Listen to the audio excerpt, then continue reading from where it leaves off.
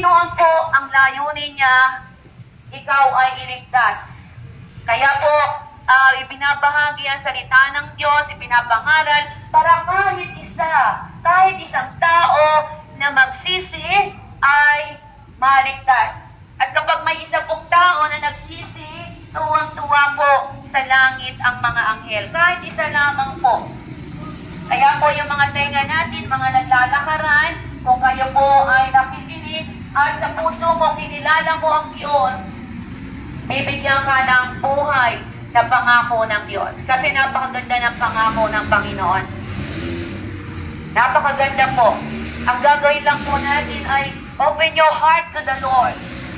Buksan po natin ang ating puso sa Panginoon para po siya po ay makapasok sa iyong puso, sa aking buhay para po matanggap natin yung pangako na buhay. Napakaliwanag po ng salita ng diretso lang po. Don't worry. Go lang po. Huwag po kayo matakot. Kaya po, yun po yung pagkakaiba. Ang salita po ng Diyos ay mahal tayo. Kahit po kami, hindi po namin kayo hinuhusgahan. Wala po kaming karapatan na husgahan ng mga tao dahil kami ay sa biyaya ng Diyos. Ang ginagawa lang po namin ay ibahagi yung utos ng Panginoon na salita niya. Hindi po namin kayo kayang iligtas. Kaya po ang binibigay namin, we offer you the one who can save you from hell. Totoo pong may impyerno at may langit.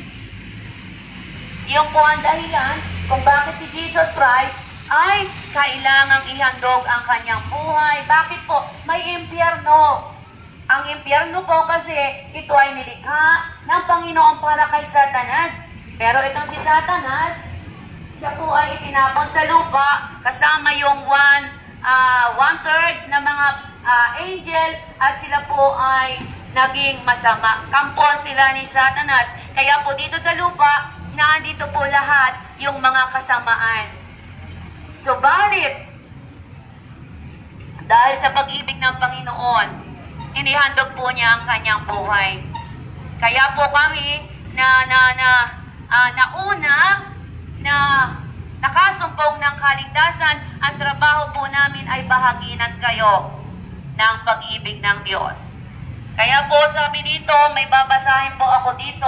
Sabi, we are living in the last days. Babalik po ang Panginoon. Jesus Christ is coming. Kasi po yung mga sign ay nangyayari. Kaya po, ito yung trabaho na dapat bahaginan kayo para kayo ay makarinig, para aware po kayo sa nangyayari sa mundo. Babalik po ang Panginoon. Ang tanong po, nakahanda po ba tayo sa kanyang pagbabalik? Kumusta po ang ating relationship with the Lord? Kumusta po ang kaluluwa natin? Yung po ang concern ng Panginoon. Yung kaluluwa ng tao. Kasi yung kaluluwa mo is precious in the eyes of God. Yung kaluluwa natin ay napakahalaga dahil tayo ay kawangis ng Diyos, may kaluluwa. At yung kaluluwa na yun, yung concern ng Panginoon, kaya po nagbabahagi ng kaligtasan. Subalit po, may mga problema kasi naandito si Satanas sa lupa. So ang trabaho po ni Satanas ay magnakaw. Magnakaw, pumatay, magwasak. Kaya tingnan nyo po, mga ate kuya, ang daming family na broken. Why? Pinawasak ni Satanas. Nagkahiwala yung mag-asawa, kawawa yung mga anak. Totoo po, di ba? Ang daming family na broken. Kasi po si Satanas po ang author yan. Ang Panginoon po ay author na ang pamilya ay buuin. Pero si Satanas, wala po yung ginawa kundi wasakin ang mag-asawa, mayroon ninikabit, mayroon dong anak sa labas, pero ang Diyos ay pag-ibig. Tandaan niyo nga, God is love. Ayaw niya na ang pamilya ay minawasak ni Satanas. Kaya po tandaan natin, kailanman hindi nag-isip ang Panginoon na tayo mapasama. Subalit nandito si Satanas sa mundo. Pwede kasi ni Satanas gamitin ng isang tao para gumawa ng kasalanan. Kaya sabi ko sa inyo kanina, mahal ng Diyos ang lahat ng tao. Ang ayaw lamang ng Panginoon natin, sige lang po, yung kasalanan na ginagawa natin. Kasi yung kasalanan na ginagawa natin ay galing kanino? Kay Satanas. Si Satanas po kasi ang nagtuturo sa tao na gumawa kung wala po sa atin ang Espiritu ng Diyos, mahihirapan po natin na i-resist si Satanas sa ating buhay. Maliban po na tayo ay magsisi, manumbalik sa Panginoon, magpapatuloy po na hawak po kayo ng dyablo. Pero once na tayo nagsisi at si Jesus Christ ang ginawa mong Diyos at tagapagligtas, ikaw po ay pag-aari ng Panginoon at iingatan ka po ng Diyos. So sa ating buhay, sabi po doon, napakaliwanag na mahal ka ng Panginoon. Ayaw po niya na mapahamak tayo. Kasi nga po, may kapahamakan na impyerno. So sabi doon, nakasulat po sa John 14:6, napakaliwanag po. Sabi po doon, Jesus is the only way. Ibig sabihin, wala pong ibang paraan para tayo makapunta sa langit. Maliban, kilalanin mo si Jesus, tanggapin mo si Jesus, bilang Diyos mo at tagapagsusligtas. Hindi po religion, ha? Wala pong religion na makapagniligtas sa atin. Wala po. Relationship with the Lord. Personal. Personal. Kapag tinanggap mo si Jesus Christ, bilang Diyos mo at tagapagligtas, ikaw po ay pagkakalooban ng Diyos na maging anak ng Panginoon. Kaya po maliwanag doon, sabi po sa John, pakinggan niyo po at hanapin niyo sa inyong mga bahay, sa inyong mga Biblia, yung sinasabi ko mga verse. Sabi po sa John 3:3-7, sabi doon, maliban ang isang tao ay panganak na muli, hindi siya paghaharian ng Diyos. Malinaw po ano? Sabi po doon, maliban ang isang tao, ipanganak na muli, hindi pala tayo paghaharian ng Diyos. So kung babasahin po natin sa English yun, unless one person become a born-again Christian, you cannot see the kingdom of God. Napakaliwanag po. Maliban pala ang isang tao ay maging born-again Christian, hindi po siya makakapunta sa langit. Eh, paano po yan? Allergy ang tao na born again. Hindi nila alam, ayun yung ulit sa Biblia, you must be born again to see the kingdom of God. Pinatawanan nga ng tao yung born again eh. Yung pala yung sabi ng Diyos, you must be born again to see the kingdom of God. Yun po yung nasusulat. Yun po yung katotohanan. Kaya po ipinapahagi namin sa inyo. Kaya po sabi doon, kahit isang lamang sa gabing ito na magsisit, tanggapin si Jesus, tuwa-tuwa ang mga anghel sa langit. Kaya lang po talaga may problema. Subalit kapag yung problema na yan, yung problema, mga kasalanan, inihingi natin ang tawad, patatawarin naman po pala tayo eh. Because God is love, God is merciful. Napakaawain po ng Diyos. Napakamaawain, mahabagin ng Panginoon. Ayaw lamang po talaga niya yung kasalanan. Kasi yung kasalanan ay galing kay Satanas. Kasi God is holy. Kaya nga po sa panahon natin ngayon, ang banal na Espiritu ang kasama natin sa panahong ito. We are living in the guidance of the Holy Spirit of the Lord na hindi nga naman po nakikilala. Kaya po hindi sambahin ng Diyos, hindi nila kilala ang banal na Espiritu. Pero sabi doon, once na tayo maging born-again Christian, tinanggap mo si Kristo sa iyong puso at isipan, naghingi ng tawad, the Spirit of the Lord will dwell in our heart, in your heart, and we become a child of God. Hallelujah! Ang ganda ng pangako ng Diyos po, mga ate kuya, sa isang tao na tatanggapin si Jesus bilang Diyos at tagapagligtas ng kanyang buhay. Bibigyan siya ng pagkakataon na maging anak ng Diyos. Napakabalat sa ating mundo, kapag ikaw naging anak ng mayor, anak ng president, ikaw ay proud. Pero sa larangan ng pananampalataya, mas mabalat kapag ikaw ay tinanggap si Jesus bilang Diyos at tagapagligtas, bibigyan ka ng pagkakataon na maging anak ng Diyos. Lalagyan ka ng tatak, tatatakan ka. At yung tatak na yon ay ang banal na Espiritu. At kapag ikaw ay natatakan ng banal na Espiritu sa pagbabalik ng Diyos isasama ka na isasama sa rapture. Kasi ang sabi doon, tatatakan ng Panginoon yung lahat ng mananampalataya. Babalik ang Panginoon. Maliwanag po, sabi doon sa John 14:1 and 2, pupunta ako sa langit, ipaghahanda ko kayo ng matitirhan, at kapag nakaredy na yung matitirhan sa langit, babalikan ko kayo. Sino po ang babalikan? Yung mga tao na tinanggap si Jesus bilang Diyos at tagapagligtas ng kanilang buhay. Napakaliwanag po. Babalik ang Panginoon, babalikan niya po yung mga tao na mananampalataya. Yung po ang susi para pumunta sa langit, pananampalataya kay Jesus Christ. Hallelujah! Hindi mo na kailangan ipako sa cross. Hindi mo na kailangan lahat ng gawin para ikaw ay maligtas. Ang gagawin mo lamang magsisi, manampalataya kay Jesus at mamuhay ng matuwid sa harapan ng Diyos para ikaw ay kasama sa pagbabalik ng Diyos. Yan po yung pangako, ha? Nasusulat po sa Biblia yung mga sinasabi ko. Nakasulat po dito. Kaya kung may mga Bible po kayo sa inyong bahay, basahin niyo po. Napakahalaga na magbasa po tayo ng Biblia. Kaya malinaw po, sabi po doon sa Roma 3:23, ang lahat ng tao ay makasalanan at walang nakarating sa kaluwalhatian ng Diyos. Lahat pala tayo makasalanan. So wala tayong may pagmamalaki sa Panginoon. Subalit, may regalo ang Panginoon sa iyo at sa akin. Yun yung good news, yung regalo ng Ama sa iyo at sa akin. Once natatanggap po si Jesus bilang Diyos at tagapagligtas, yun po yung regalo. Si Jesus po yung regalo sa iyo ng Diyos. Si Jesu Cristo po yung namatay sa cross. Siya po yung regalo ng Diyos sa iyo. At once na tinanggap mo siya, ililigtas ka naman ni Jesus at isasama ka sa paraiso. Kaya po yun yung good news na aming ibinabahagi sa inyo. Hindi po kami nahihiya kasi nga po nakasalalay na makarinig ang mga tao.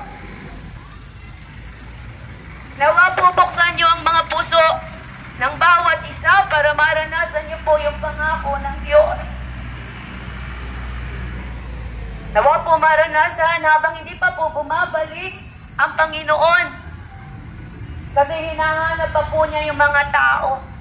Hinahanap pa niya yung mga taong makasalanan na katulad natin. Pumunta po ang Panginoon sa mundong ito para hanapin ka. Ikaw, dahil ikaw ay makasalanan. Pumunta ang Panginoon para sa atin dahil lahat tayo makasalanan. Hinahanap ka ng Diyos.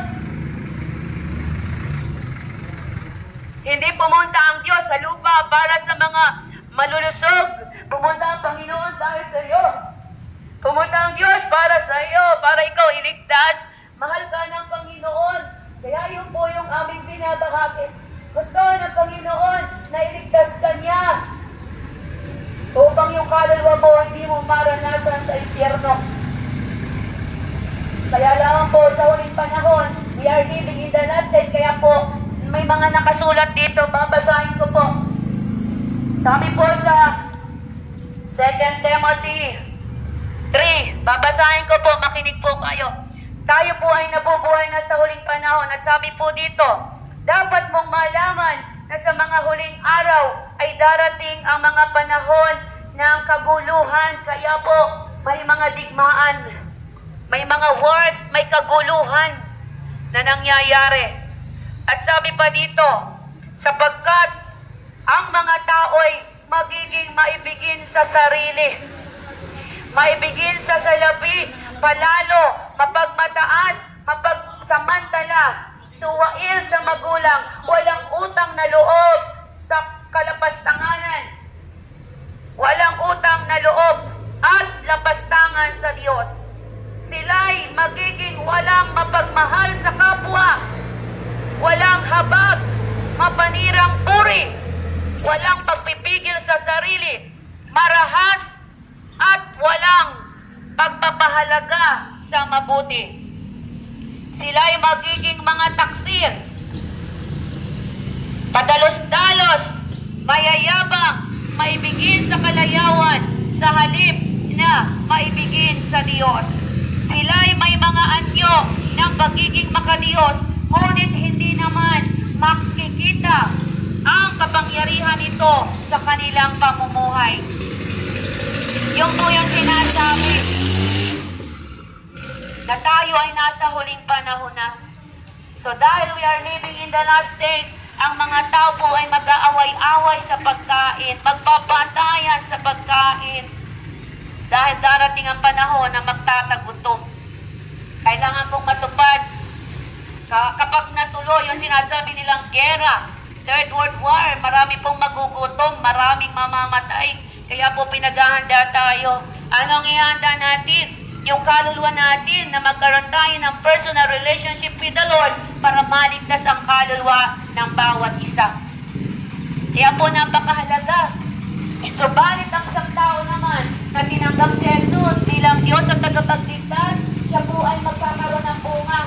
Ano po yung bunga? Love, joy, peace, goodness, kindness, gentleness, patience, long-suffering, and long-suffering, and self-control. Yung po ang bunga. Once na ikaw ay may Holy Spirit sa iyong puso. Kaya po doon makikita yung mga pinapangungahan at ginagabayan ng banal na Espiritu, may bunga po makikita. Subalit maliban na tayo ay wala pang banal na Espiritu at wala ka pang relationship with the Lord, alam niyo po ang maghahari sa mga tao. Babasahin ko po sa Galatians.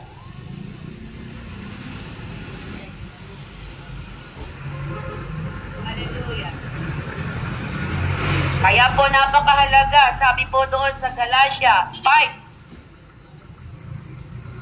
Sa huling panahon, ganito naman po ang mangyayari sa mga tao na wala pang banal na espiritu sa mga puso. Sabi po doon, babasahin ko po para alam niyo Galatia 19, ito po ang mangyayari sa huling panahon.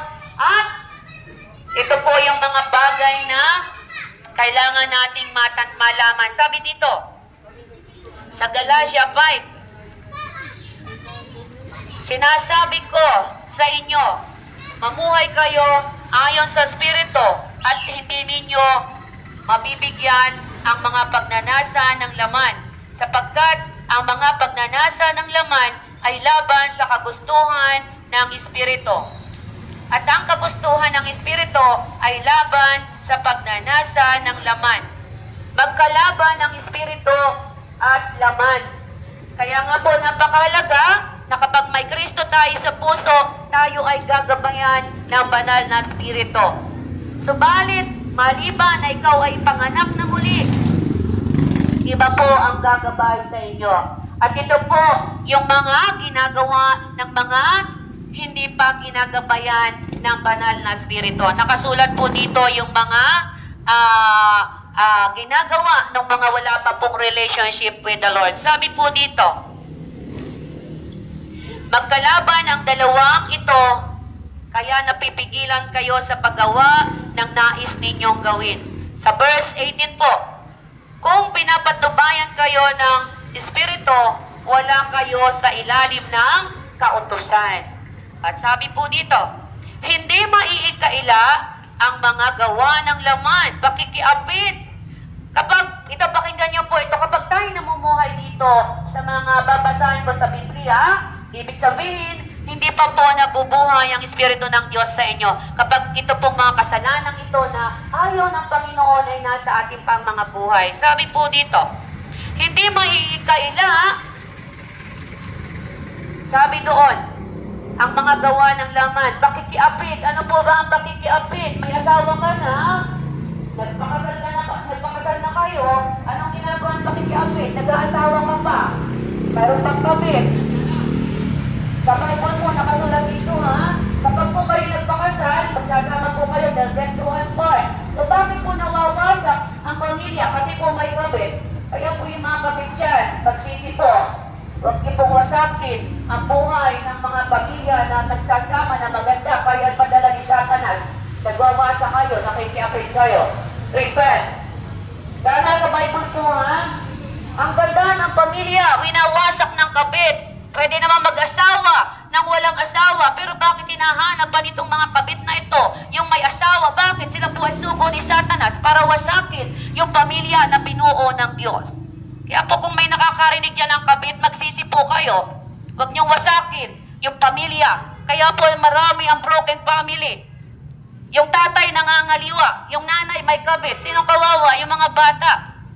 Pag kayo nag-asawa, isa lamang ang mamahalin till death do us part. Kaya ang salita ng Diyos napakaliwanag. Kapag kayo namumuhay sa pakikiapit at wala ka nang ginawa kundi kumapit, humanap ng lalaki para wasakin, sugo ka ni Satanas, magsisi ka. Sabi dito sa Biblia, binabasa ko lang po ito. Ito po yung mga kasalanan. Kaya ang Panginoon po ay ayaw sa mga ganitong gawa. Pakikiapit, ano pa? Kahalayan at kalaswaan. Andito po, ito yung ayaw ng Panginoon sa mga tao. Kasi God is holy. Mga kabataan, yun, babae, lalaki. Tayo po ay may color coding. May damit po tayo. Mag-ayos po tayo ng damit para hindi po tayo nakakatukso sa iba. Kaya po nagkakasa ng ibang lalaki. Kasi po, nasa babae din nagsusuot ng maikli, labas ang titi, labas ang ganito. Kaya po natutukso. Huwag po natin tuksoin yung mga tao na magsasala. Magsuot po tayo ng maayos. Sa tamang lugar, mag-ayos po tayo. Kaya maraming na-relate. Bakit? Ang suot, labas dito, labas doon. I-ayos niyo ang mga sarili para hindi po kayo bastusin, para igalang po kayo. Magbihis po tayo ng maayos. Sabi doon, itong generation na ito, wicked. Pero, kahit wicked, kapag tayo ay nagtiwala sa Diyos, nagpaayos sa Diyos, aayusin ng Diyos ang ating buhay. Tuturuan tayo kung paano tayo mamuhay ng maayos na kasuotan, ng maayos na pamumuhay, may takot sa Diyos. Dahil ang Diyos hindi nag-iisip na mapasama tayo. Ano pa? Sabi dito. Sabi dito sa binasa ko kanina, mga walang galang na ngayon, ang ibang kabataan. Salamat sa mga anak na magalang sa magulang. Salamat po kung may mga anak na magalang sa magulang, namumupo pa at tumutulong sa gawaing bahay, hindi busy kaka-cellphone, kaka-mobile legends, yung magulang ay kanda-ugaga, nakalalaba, hindi tunutulungan. Hirap na yung magulang. Mahalin ang magulang. Kasi yan ay bigay ng Diyos sa inyo. Ano pa yung sinasabi po dito? Na kapag tayo namumuhay ng ganito, kayo ay nasa laman pa at wala ang Espiritu ng Diyos sa inyo. Sabi po dito, kalaswaan. Ang kalaswaan, kabastusan. Nasa Bible po ito ha. Huwag po kayong magalit sa akin, nakasulat po ito. Once na kayo magalit sa akin, si Jesus Christ ang kinagagalitan nyo. Kaya po, inahamon namin kayo, magbasa kayo ng Biblia. Ibig sabihin, pag binasa mo ito, magalit ka sa sarili mo. Kasi tumama sa iyo ang salita ng Diyos. Ang salita ng Diyos po ay may kapangyarihan. Bakit po? Pinukonvict po na salita ng Diyos ang tao. Tatagos po sa buto. Sabi sa Hebreo 4:12, ang salita ng Diyos ay may kapangyarihan. Ito ay manunood sa kaibuturan ng tao. Kaya po magbabago ang tao kapag nakarinig. Maliban na lang talaga kung ayaw mo magbago at ayaw mo kay Jesus Christ. Ano pa? Nandito pa po. Kalaswaan, pagsamba sa Diyos-Diyosan, isa pa rin yan. Sabi po ha, sa Bible ha, kapag nagbiyak po kayo sa akin, at si Jesus Christ po ang inyong pinagagamitan, ako po ay nagbabasa lamang ng Biblia. Kaya po, kapag kayo nagbasa sa Exodo, ibang babasa niyo doon, magpalakayong sasamba sa Diyos-Diyosan. Anong ginagawa natin ngayon? Bili ng riboto, bili din, bili doon ang mamahal na riboto. Hinahalikan natin. Yung pala hindi dapat sambahin, sabi sa Biblia. Nakasulat po sa Exodo. Maraming nagagalit sa akin. Bakit daw binabatikos ko? Yung mga sumasamba sa Diyos-Diyosan, hindi ko po kayo binabatikos. Mahal po namin kayo. Nakasulat lang po sa Biblia. Wake up! Nasa Bible po. At kung tinuturo po sa atin ito, matagal na po sana kayong nakasumpong ng kaligtasan. Pero yung mga isip po natin ayaw buksan. Nakasulat po sa Biblia. Pagkasalita lang po ako. Nagsasalita lang po ako, inire-reclay ko lamang yung nakasulat sa Biblia na huwag tayong sasamba sa Diyos-Diyosan, Diyos Diyos, at kapag nagbagyo, nagkasunod, buhat natin. Wake up! The Bible said, nasa Bible ko, binabasa ko lang po, hindi po sa akin ito. Salita po ng Diyos ito. Kaya po, ano pa yung nakasulat? Pagsamba sa Diyos-Diyosan, pangkukulam, o yung mga punta ng punta sa albularyo. Niluloko lang kayo niyan, kampo ni Satanas yung albularyo. Niluloko lang kayo. Ang Diyos ang nagpapagaling dahil ang Diyos ang nagbigay ng buhay sa iyo at sa akin. Sa Diyos tayo lumapit. Hindi ang banda ugaga, takbo sa albularyo. Mga sinungaling, kampo ni Satanas. Ang Diyos po ang nagbigay sa atin ng hininga, doon tayo lumapit. Kasi siya may alam ng buhay mo. Ang daming nahuhumaling ngayon sa mga albularyo. Nakasulat po lahat yan sa Biblia. Kapag ginagawa natin ito, yan po yung isang bagay na ayaw ng Panginoon, yung mga itong binabasa po natin. Hindi ka po paghaharian ng Diyos kapag tayo namumuhay sa ganito. Nakasulat po dito.